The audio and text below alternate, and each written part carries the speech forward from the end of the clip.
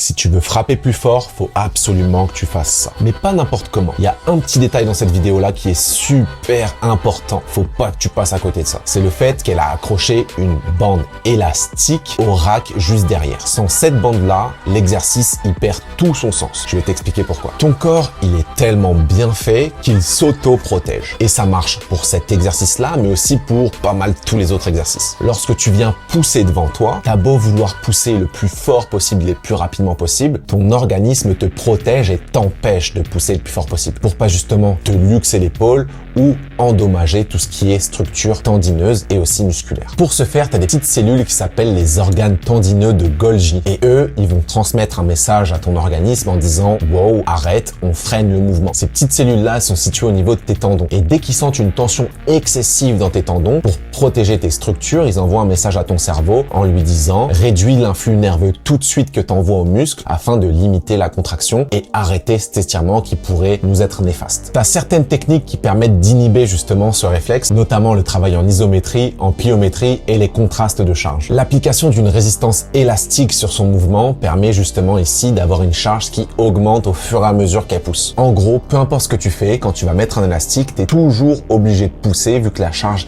est croissante. Ce qui n'est pas le cas sur un mouvement classique et explosif. Tu auras beau vouloir être le plus explosif possible sur un mouvement, ton corps te protégera toujours et t'empêchera de l'être si la charge n'est pas croissante à l'aide d'un élastique.